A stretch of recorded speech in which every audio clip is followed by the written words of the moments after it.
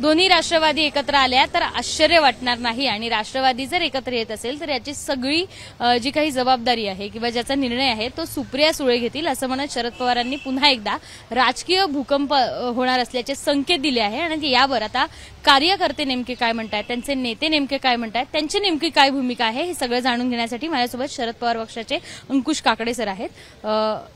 पवारांनी तर आता सुप्रिया सुळेंकडे जबाबदारी सोपवली आहे, तुमचं आता कार्यकर्त्यांचं नेमकं काय मत आहे? कारण 14 तारखेला जी बैठक होणार आहे त्याच्यात हे सगळं होऊ शकतं।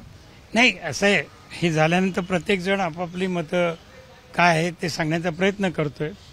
अर्थात ती प्रयत्न करत असताना माध्यमांपुढे एकदम सांगणं बरोबर नाही। तेव्हा मला जे काही वाटतं सध्याच्या परिस्थितीमध्ये किंवा लोकसभेच्या वेळीची परिस्थिती, विधानसभेच्या वेळी परिस्थिती, सध्याची सर्वच राजकीय पक्षांची परिस्थिती, नुकतंच झालेलं पहलगावचा हल्ला, या पार्श्वभूमीवरती झालेलं भारत पाकिस्तान युद्ध, या सगळ्या पार्श्वभूमीवरती काय परिस्थिती राहू शकते हे जे माझं आकलन आहे ते आकलन किंवा येणाऱ्या स्थानिक स्वराज्य संस्थांच्या निवडणुकीमध्ये आपल्या पक्षाची भूमिका कशी असावी किंवा काय आपण निर्णय घ्यावेत, कसे घ्यावेत याची माहिती मी ताईंना माझ्या पत्रामध्ये दिली।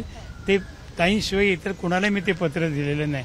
त्यामुळे कुणीतरी त्याच्यामध्ये सांगत असेल की असं लिहिले तसं काही नाही, माझं व्यक्तिगत ते मत आहे।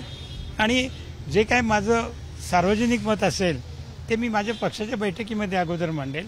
पक्षाच्या बैठकीमध्ये मत न मांडता माध्यमांसमोर मत मांडणं हे मला काही उचित वाटत नाही। पत्रात नेमकं काय तुम्ही आता ते सांगितलं, आता जे सांगितलं तेच पत्रामध्ये आहे, अगदी तेच आहे। त्याच्यामुळे आता ते जे काय बाकीच्या जा काही त्याचा आणखी जो तपशील आहे तो तपशील मी आता परवाच्या 14 तारखेच्या मुंबईच्या बैठकीमध्ये मांडणार आहे। पुन्हा एकदा कार्यकर्त्यांमध्ये संभ्रमाचं वातावरण दिसतंय आहे ते केवळ आमच्याच पक्षामध्ये आहे नाही, शिवसेना उभाटामध्ये आहे, मनसेमध्ये देखील आहे। कारण काय होतं, माध्यमं तुम्ही अशी काही सुरुवात केली की त्याचे प्रतिसाद कार्यकर्त्यांमध्ये होतच असतात, संभ्रमावस्था येतच असते, पण ती संभ्रमावस्था दूर करण्याचं काम नेते मंडळी करत असतात। पाहूयात आपण या बाबतीतला निर्णय केव्हा होतोय, काय होतोय। आणि अर्थात मी ताईंना जे काही पत्र लिहिलं असेल किंवा काही, तर मी पक्षाचा कार्यकर्ता आहे आणि विशेषतः साहेबांवरती निष्ठा असणारा कार्यकर्ता आहे। त्यामुळे उद्या निर्णय काही हो, मी साहेबांच्या शिवाय इतरत्र कुठेही जाऊ शकत नाही। साहेबांना माझी साथ ही शेवटपर्यंत असणार आहे। साहेबच आता विरोधी बाकावर जाऊन बसायच्या तयारीत दिसत आहेत, कारण त्यांनी स्वतःची जबाबदारी झटकली आणि सुप्रिया सुळेंकडे सगळं। साहेब जे निर्णय घेतील आणि साहेबांच्या मताप्रमाणे सुप्रियाताई जो काही निर्णय घेतील त्या निर्णयाबरोबर आम्ही निश्चितच राहणार आहोत। तुम्ही जाणार आहे म्हणजे एकत्र झाली तर तुम्ही पण एकत्र येणार? ते जो काही निर्णय घेतील त्या निर्णयाबरोबर आम्ही राहू, एवढं निश्चित।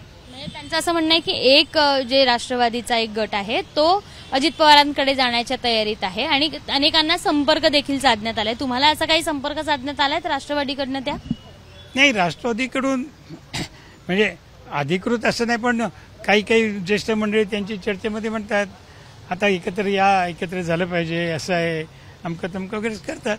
प्रत्यक्ष या आमच्याकडे वगैरे, आणि कोण सांगतात त्याला आम्ही महत्व देतो, त्याच्यामुळे चर्चा होते, पण असं काही आमच्याकडे या वगैरे असं काही माझ्यापर्यंत तरी नाही। तुम्हाला काय वाटतं, राष्ट्रवादी एकत्र आलं पाहिजे पुढच्या सगळ्या कारकिर्दीत? ते 14 तारखेच्या बैठकीत माझं मत मांडेल त्यावेळेला समजेल। 14 तारखेला राष्ट्रवादीची बैठक होणार आहे आणि त्यातच ही सगळी भूमिका स्पष्ट होणार आहे। त्यामुळे पुन्हा एकदा राजकीय भूकंप होतोय का हे पाहणं महत्वाचं असणार आहे। कॅमेरामन विजय राऊतसह शिवानी पांढरे, एबीपी माझा, पुणे। एबीपी माझा, उघडा डोळे बघा नीट।